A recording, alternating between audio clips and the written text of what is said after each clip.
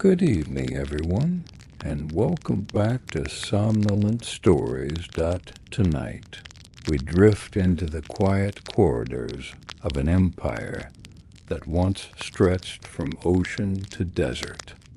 It was a realm where even the most private acts were intertwined with the machinery of power. Here, intimacy could be a token of trust, a display of dominance, or a ritual meant to invite prosperity. From rulers who surrounded themselves with chosen companions to seasonal festivals, where unusual customs were believed to bless the land. The Roman world often blurred the lines between personal life and public display. What you will hear tonight is not imagined fiction, but fragments preserved in carvings, painted on ancient walls, and written in fading ink. These are the echoes of lives lived long ago, carried softly into the present. Before you settle in, I invite you to gently tap the like button and subscribe only if the calm journeys we share here on Somnolent Stories feel like a place you wish to return to. I would love to know where in the world you're listening from and what hour of the night or early morning finds you here.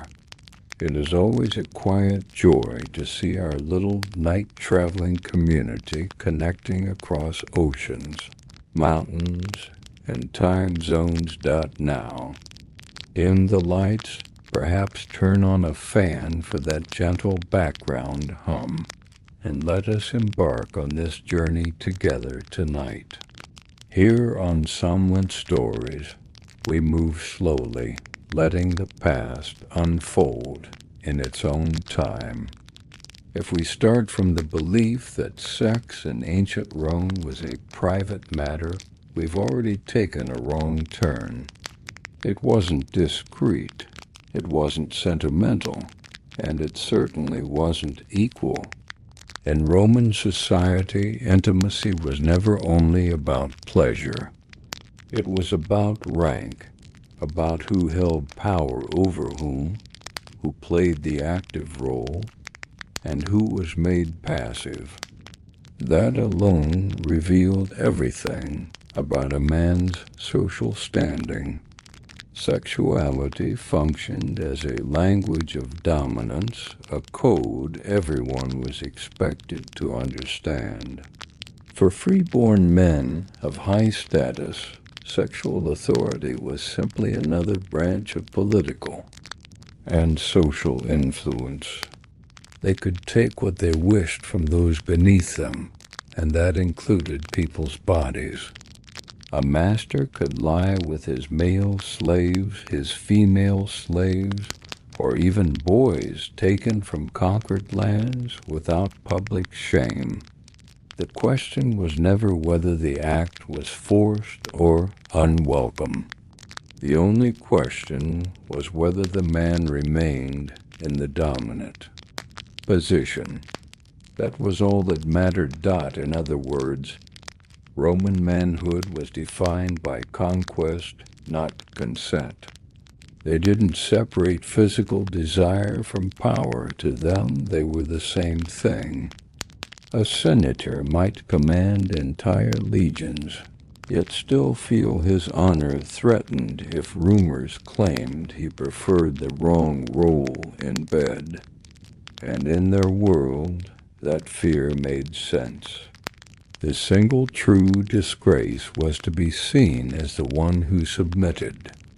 Even with a slave, even with someone powerless, reversal of roles left a permanent stain. This meant that sex was never something you quietly enjoyed. It was something to be performed, and others noticed. They watched, they whispered, they judged. A man's worth could rise or collapse based on who he was seen with or what people believed happened in private.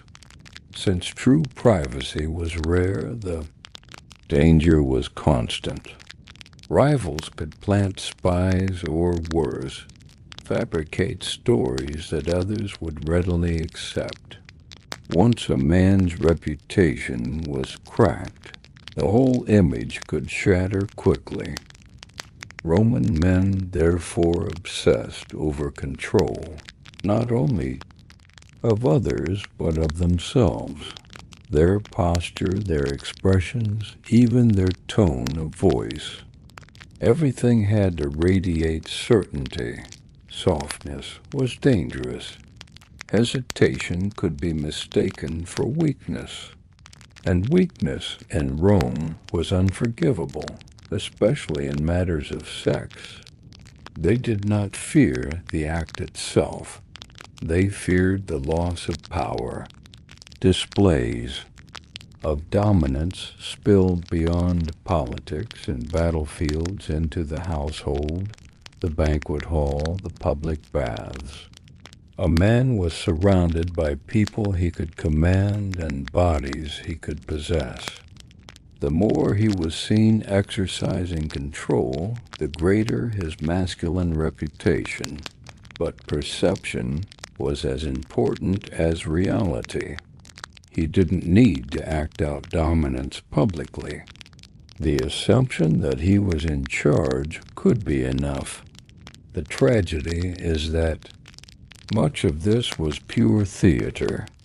People acted out the expected roles, spoke the expected lines, and stayed silent when something contradicted the accepted narrative.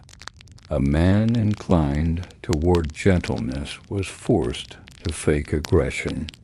A man uncomfortable with certain acts had to laugh at vulgar jokes. No one dared show vulnerability, because in Rome, admitting weakness in the sexual sphere meant losing one's place in the hierarchy, and there was no climbing back once you slipped. These rules extended into family life. A father was expected to maintain strict authority over his household, including the sexual conduct of his wife, daughters, and slaves. If a woman in his care was said to be promiscuous, it was not just her name that suffered. His honor was questioned. People would ask whether he had lost control over what was his. The male body in Rome was more than a tool of war. It was an instrument of authority. To be admired, it had to be disciplined. To inspire fear, it had to appear untouchable. To earn respect, it had to dominate. Even in private moments, a Roman man was still expected to act like a commander. Passion was allowed. Submission was not. This division shaped both personal relationships and state propaganda.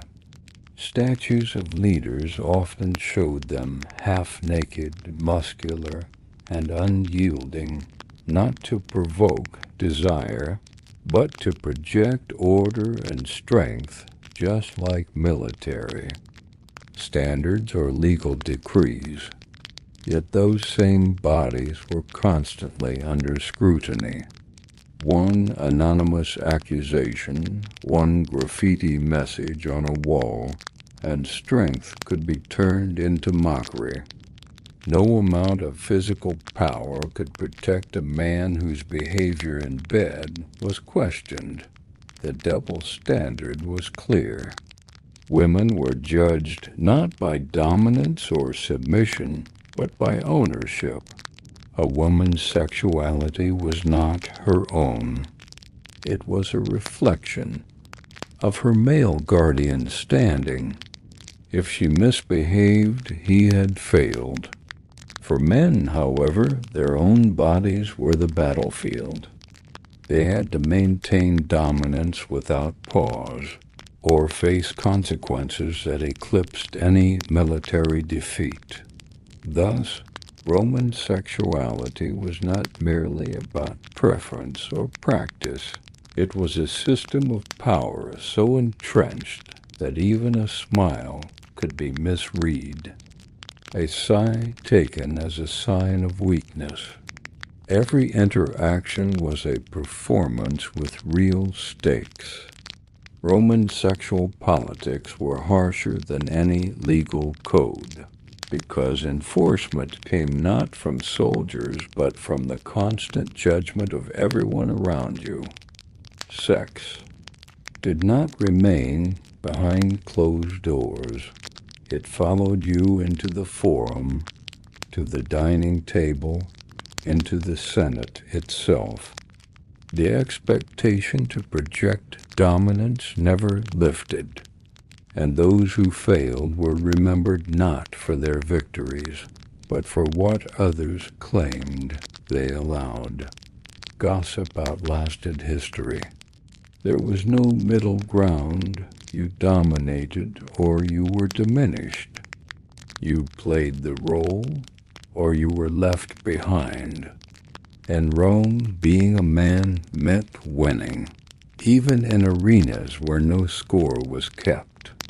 Losing that image could undo everything. No title, no statue, no triumph could erase the whispers about your body. That obsession shaped laws, customs, and fears alike. It wasn't morality, it was survival. And survival depended not only on who you defeated in war, but on who you were believed to have conquered in bed.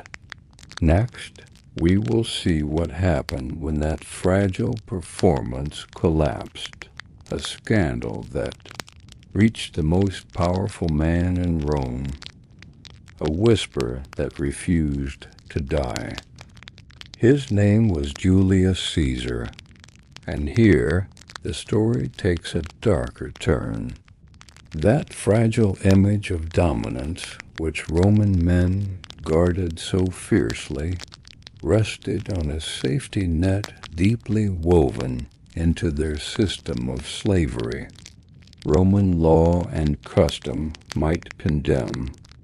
Man who appeared submissive, but it granted him near absolute freedom when it came to those beneath him in status. And no one stood lower than a slave.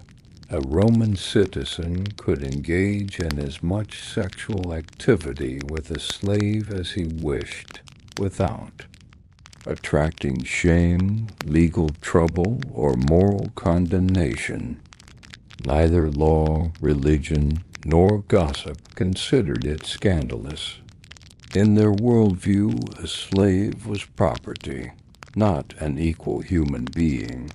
Sexual contact with a slave was not considered adultery.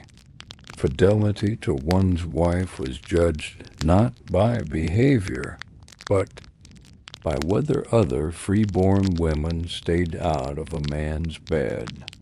A slave didn't count. This exception created a loophole wide enough to conceal an entire brothel, and the rule applied to both sexes. Male slaves were just as available for exploitation as female ones. Imagine marriage vows today with an added clause.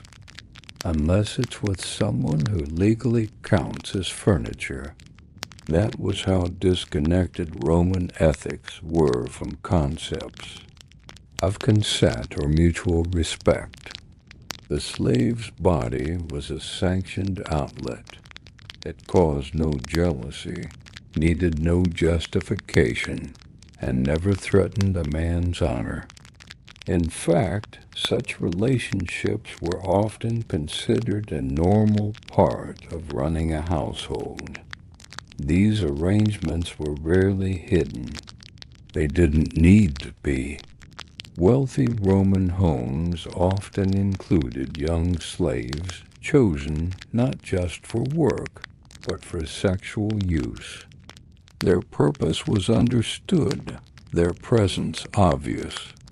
No one whispered, no one pretended. Sometimes they were even given nicknames that mocked their duties. And this wasn't rare, it was widespread, from countryside villas to urban apartments and military camps. For Romans, infidelity was only possible if it involved a free woman or another man's wife. That was the line. Everything below it was permissible. Morality had nothing to do with it. The concern was always status and the preservation of family honor. The treatment of those without legal standing simply didn't count. This system allowed Roman men to live in contradiction. They could praise virtue in the forum while exploiting their own household in private. They could speak about discipline while keeping a favorite slave boy in their chambers. By their standards, it wasn't hypocrisy. It was the natural order. The structure existed to protect male reputations while granting them unrestricted access to bodies deemed undeserving of rights. Women had no such freedoms. Their sexuality was monitored and controlled even within marriage. If a Roman woman was accused of being with a slave, the consequences could be severe: disownment, divorce, or even execution if her family considered it a matter of deep dishonor. Meanwhile, a husband could take a teenage slave to bed, and his wife was expected to accept it silently. Her compliance was treated as loyalty. The unsettling part isn't only the double standard, it's how normalized it all was. There were no legal reforms, no public protests, no recorded resistance. The sexual use of slaves passed from generation to generation like any other household practice. Mothers might even teach daughters not to show jealousy, to endure the presence of concubines without complaint. It was part of the role of a Roman wife. This behavior wasn't only tolerated, it was institutionalized. In the military, commanders might be given young attendants for personal use. Ancient historians recorded these arrangements with matter-of-fact detachment, mentioning them as plainly as dinner guests. The point was never emotional intimacy. It was ownership. Some inscriptions and verses made jokes about such relationships, often cruel or mocking. The only danger was not the act itself, but appearing too attached or too gentle toward a slave. That could damage a man's reputation. A Roman could take a dozen slaves to bed without criticism, but if he showed tenderness to one, people would start whispering. This system merged private desire with public power. A man's household was a mirror of his rank. An obedient wife, submissive slaves, and children who upheld his values all reinforced his authority. Sex fit neatly into that hierarchy. It was never questioned because it was never separate. It was another form of command. Not all men engaged in it. Some abstained, some were uncomfortable. But declining this privilege could be risky. Failing to assert dominance might be read as weakness. In a society obsessed with hierarchy, even mercy could invite suspicion. and restraint could look like rebellion.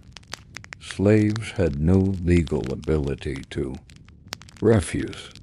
There was no recognition of sexual violence when it involved them. Consent was irrelevant. Some tried to resist and faced brutal consequences. Others tried to survive by becoming favorites, exchanging compliance for better treatment. A survival tactic, not a choice. This deep normalization left its mark on Roman culture. It permeated literature, family life, and even religion. The gods themselves, especially Jupiter, were depicted as taking what they wanted when they wished, divine mirrors of elite male behavior. These myths didn't challenge the system. They reinforced it, presenting domination as natural and submission as inevitable. Seen from today, it's hard to miss how tightly Rome bound sexuality to control. Nothing was sacred. Nothing was truly private. And the cruelty wasn't hidden in the shadows. It sat at the heart of how society functioned. What shocks us now was, to them, the order of things. Next, we turned to how that order became even more formalized. Entire districts, registries, and tax codes dedicated to what Rome considered an ordinary trade, prostitution. Here, too, the difference between disgrace and prestige could rest on a single coin and a public stage. If the sexual exploitation of slaves helped men maintain control at home, prostitution managed their desires in public. Unlike many ancient cultures where it was unofficial or hidden, Rome regulated and taxed it openly. Selling sex became a recognized part of the economy, the neighborhoods, even the festivals. And as always, the point wasn't indulgence. It was authority. Sex work wasn't treated as a secretive vice, but as a documented profession. Prostitutes had to register with officials, sometimes listing their names, services, and fees in public records. The state didn't protect them from violence, but it claimed a portion of their income. They were essential yet disposable, their labor necessary, their dignity erased. Imagine a world where the government grants you a license to be used, but never a shield to keep you safe. That was Rome. There were no health regulations, no protections, only taxes and expectations. Legality came with a permanent stain. A registered prostitute could never marry a freeborn citizen. Her children could not inherit respectably, and even if she left the trade, the mark remained. Within this system, there was hierarchy. Some women worked in cramped stalls behind taverns, others in brothels controlled by powerful men, and a few independently, charging high fees and choosing their clients. There were street workers, bathhouse attendants, entertainers, and performers. Some were slaves forced into the trade. Others were free women driven by poverty. Choice and coercion often blurred into the same path.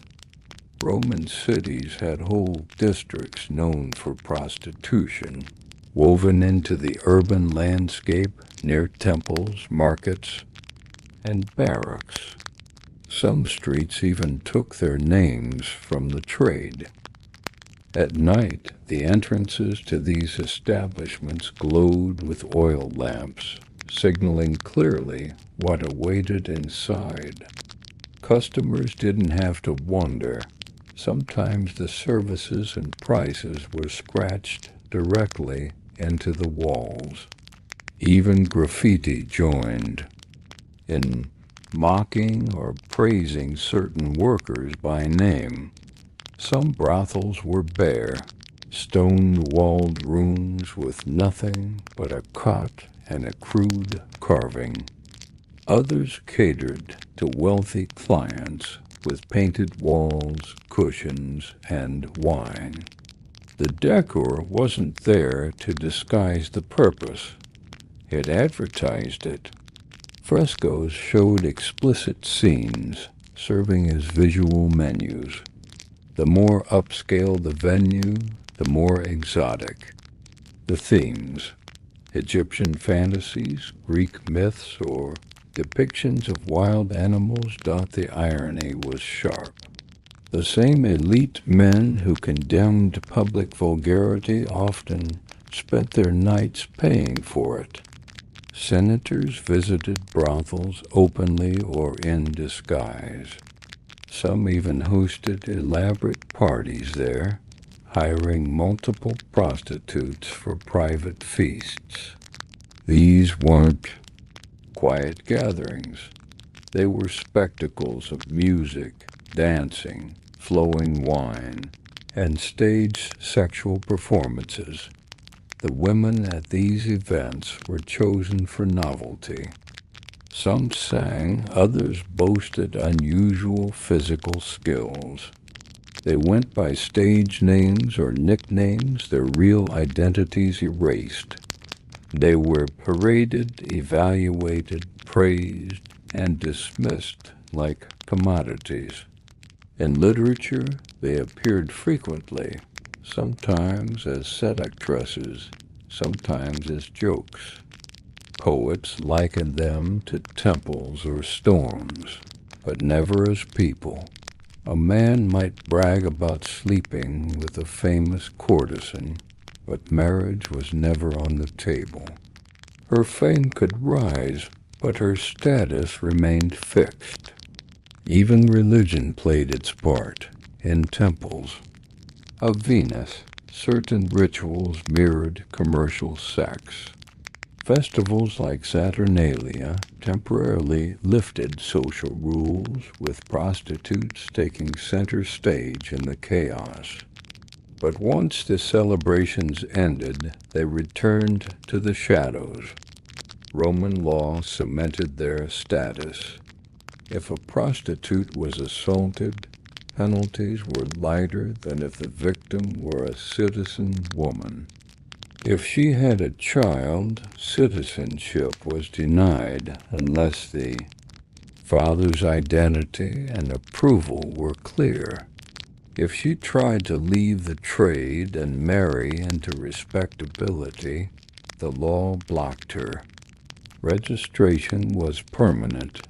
Once marked, always marked. Rome's tolerance for prostitution had nothing to do with respect. It was about boundaries and control. Still, some women managed to rise within those limits.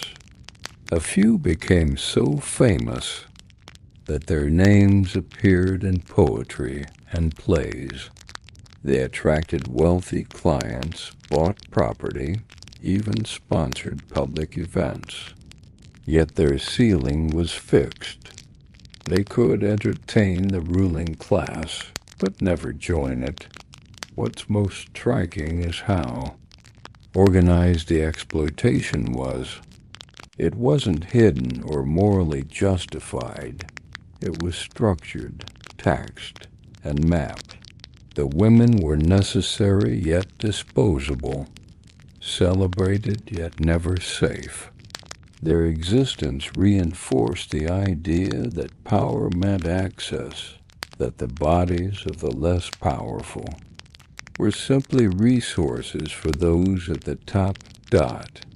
And if Rome could turn sex into a legal institution, it could also turn it into religion. few festivals blended sacred ritual with sexual energy more vividly than Lupercalia. Every February, the city abandoned its usual restraints. Rules loosened, roles reversed, and beneath the surface of celebration ran something primal. Outsiders might have called it chaos. Romans called it holy. The festival began in the Lupercal cave, legendary birthplace of Romulus and Remus. Priests, known as Luperci, sacrificed goats and a dog, then cut the hides into thin leather strips called februa. From there, the spectacle moved into the streets. The priests, naked or nearly so, ran through the city, striking women lightly with the strips. The women didn't flee. They lined up. In the Roman mind, being touched by goat-hide whips increased fertility and eased childbirth. Even high-born women participated, setting aside modesty for the day. The air filled with laughter, wine, and shouting. Boundaries dissolved. Priest and reveler became indistinguishable. The connection to sexuality was implied, never spoken. Lupercalia was about fertility in all its forms. Women received blessings through the lashes. Men proved their vigor by running and displaying themselves without shame. Behind the ritual, private gatherings turned into drunken feasts, and public spaces into impromptu stages for pleasure. The state not only allowed the festival, it protected it. It was seen as a necessary release, a pressure valve for a society that prized order the rest of the year. A single day of sanctioned chaos helped maintain control for the other. 364. The festival's symbolism was tied to Rome's origin story. The she-wolf who nursed the city's founders embodied wildness, instinct, and survival. Lupercalia honored that spirit, celebrating the untamed side of human nature. But as Christianity spread among Rome's elite, the tolerance for such pagan excess faded. By the late 5th century, Pope Gelasius declared the festival indecent and unfit for a Christian city. The whips were hung up, temples repurposed, and the wild current that once swept through Rome each February was stilled. Some believe traces of Lupercalia lived on in later traditions, its echoes faintly visible in the courtship rituals and symbols of Valentine's Day. But the original event, raw and unrestrained, was gone. What remained was memory, a reminder that even Rome's stern discipline had once made room for a day of pure, unapologetic chaos. Whatever resemblance later customs bear to the old festival is a faint shadow of the original. The real Lupercalia was not about cards or chocolates. It was about fertility, violence, and the thin line between human and beast. It revealed an uncomfortable truth about Roman values, that even religion, which in most societies restrained passion, was here used to unleash it. The gods didn't demand quiet devotion. They demanded proof of strength, of virility, of the courage to step outside normal roles. Lupercalia gave Roman men a stage to perform that proof. Women, willingly or not, played their part as well. What unsettles us now is how joyfully it was all done. There was no shame, no guilt, only cheers and celebration. In the streets of the greatest empire, devotion was not proven with silence and prayer, but with flesh, noise, and the raw spectacle of bodies in motion. They believed the gods approved, and perhaps for a time they did, but Rome changed. A new god now ruled the empire, one who valued humility over display, modesty over excess. In that world, Lupercalia had no place. From there, the scene shifts. From the chaos of the street to the private chambers where a simple toast could end in a room full of bodies. Roman banquets were never just about food. They were feasts of power, pride, and indulgence. The more exclusive the guest list, the more decadent the night. Lupercalia might have disappeared from the calendar, but its spirit lingered in private gatherings. In elite dining rooms, excess became performance. Guests were chosen carefully, powerful men, rising politicians, poets, artists, and often their mistresses or favorites. The night began with fine food and flattery. As the wine flowed, politics gave way to whispers, laughter, and touches under the table. Servants read the signs, dimming the lamps, pouring stronger wine, and preparing side rooms. A Roman banquet without sex was like a stage without actors. These weren't chaotic orgies in the modern sense. They were choreographed displays where hierarchy stayed intact. The host led, guests followed. To hesitate was to risk looking cold, or worse, disloyal. Slaves and prostitutes were part of the performance, passed between guests without ceremony. Gender and age mattered little so long as roles were played. Beauty and skill were praised. Reluctance was mocked. Privacy didn't exist. The aim was spectacle, proof that the host's appetite matched his influence. Entertainment ranged from music and poetry to stage seductions and mythic role play. A Greek night with togas and lyres, an Egyptian feast with dancers and golden masks, or reenactments of conquests, both martial and sexual. Beneath the costumes, the principle stayed the same: power expressed through appetite, an appetite measured by what one could consume and command. Philosophers like Seneca condemned the corruption these nights bred, but their words did little. The gatherings were too ingrained in elite life. For slaves and courtesans, the nights bled into one another, exhaustion, bruises, and tears hidden behind the din of laughter and clinking cups. No law intervened. It was, after all, a man's home, his empire. From the banquet hall, we step into Rome's homes and bathhouses, where sex wasn't hidden. It was celebrated in stone and pigment. The erotic wasn't tucked into shadows.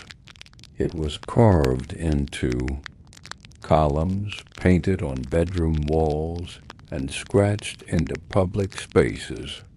The city itself was an open gallery of desire and of dominance. In Pompeii and Herculaneum, surviving frescoes show couples in every position, group scenes sprawling across, hallway walls and tavern carvings of oversized phalluses ringed with lucky symbols. Even bakeries displayed them. These weren't jokes, they were talismans, reminders that virility was a measure of power.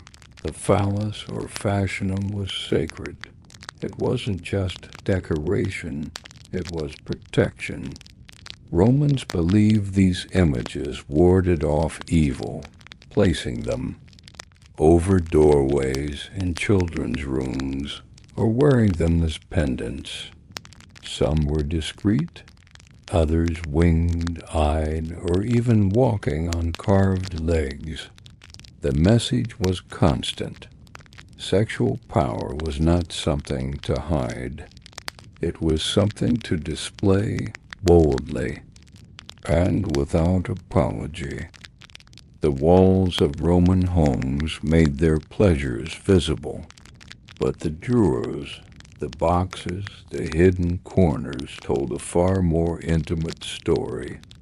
If the paintings revealed what Romans believed about desire, the objects they kept revealed how they practiced it. Their appetites extended beyond partners.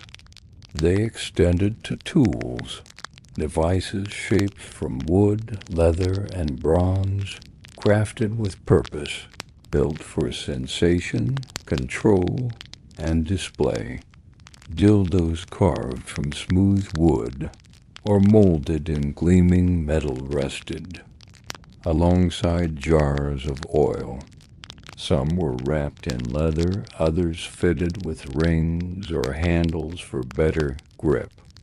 These were not secret curiosities. They were part of daily life left in plain sight, as ordinary as a comb or cup. Their designs showed intent, subtle curves, polished surfaces, details meant to heighten pleasure. Lubricants, too, were everywhere. Olive oil was the most common, its warm scent drifting through homes and bathhouses. But richer blends existed. Honey mixed with herbs, animal fats, softer with perfume. Ointments meant to arouse, soothe, or simply leave the skin fragrant. In brothels, attendants warmed the oil before use, letting the scent mingle with the air. In wealthy villas, slaves kept small jars ready beside beds and bathing pools. For the Romans, these were as essential as wine and incense. Even their furniture carried this dual purpose. Beds in brothels were built from stone for durability, with mattresses added on top. Some couches were designed to shift angles, some chairs shaped to support unusual positions. The line between comfort and indulgence blurred easily. A couch where guests reclined for a feast might later be the setting for something else entirely. There were harnesses, too, leather straps, bronze buckles, sometimes fastened to posts or walls. Their purpose was control, but not for punishment. For Romans, binding the body was another way to affirm authority, to turn intimacy into a display of power. Religion absorbed these practices rather than hiding them.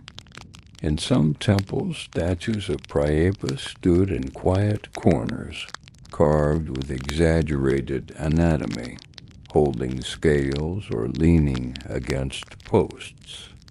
Small wooden phallic charms were left as offerings, prayers for fertility, for virility, or for the return of desire. Even on the road, Romans carried their pleasures with them. Soldiers and merchants kept travel kits with miniature oils, tiny charms, and foldable accessories. Market stalls sold affordable versions carved from clay or bone, while skilled blacksmiths offered custom work. In this way, the tools of pleasure were not only for the elite, they belonged to the streets as much as to the marble villas, part of the fabric of Roman life, crafted, traded, and used without shame. As the centuries passed, the objects, paintings, and rituals of Rome slowly faded from everyday life.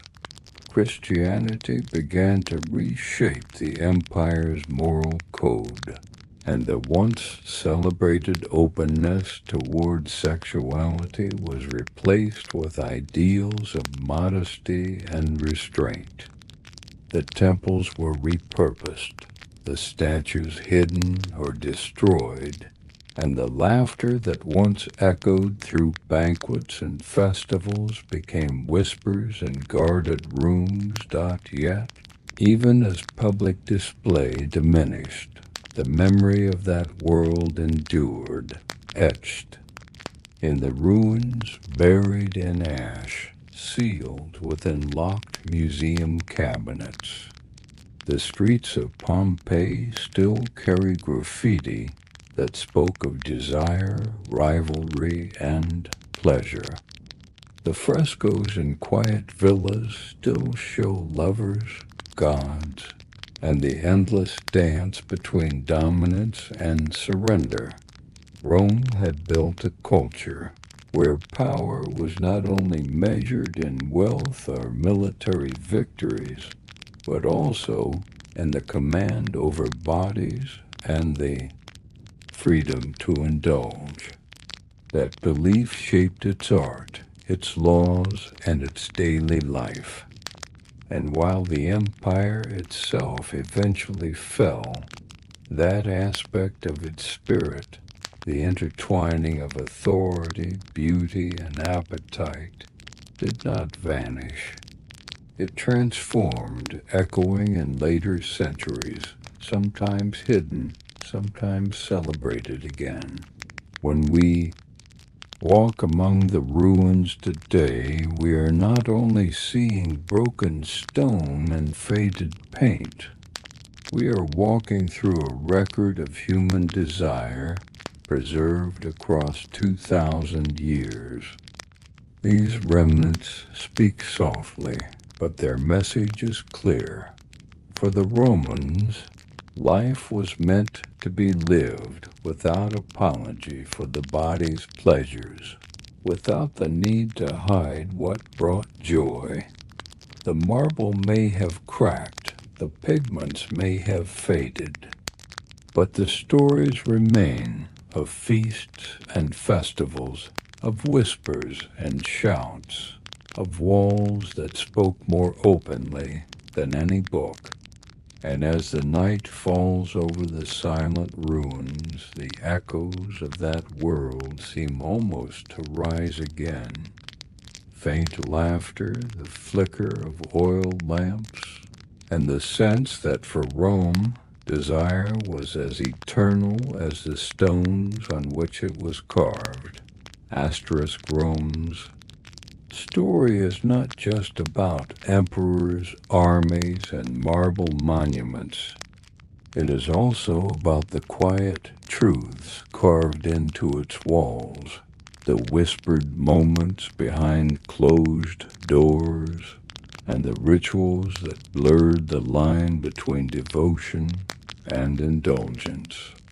From the ordered chaos of the Lupercalia to the orchestrated excess of elite banquets, from the erotic frescoes in Pompeii's bedrooms to the tools hidden or proudly displayed in Roman homes, the empire revealed itself through its appetite.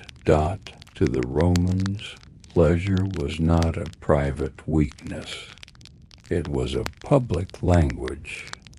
a sign of status, a measure of power, and a reminder that control could be both military and intimate. Every feast, every painting, every object told the same story, that to rule others, you must also master desire itself. Yet time reshaped these values. The Christian world that replaced Rome rejected its openness, locking away what once stood in daylight. Still, the ruins remember. The mosaics and graffiti, the statues and shrines, all speak of a culture unafraid to weave desire into the fabric of daily life. And so, as we drift away from this journey, imagine the empire at night, oil lamps glowing. In courtyards, music drifting through open windows, laughter spilling into narrow streets. The stones may have grown cold, but the echoes remain, proof that Rome lived as fiercely in its pleasures as in its politics. In the end, the empire's true legacy may not be only in what it conquered, but in how completely it embraced the fullness of being human.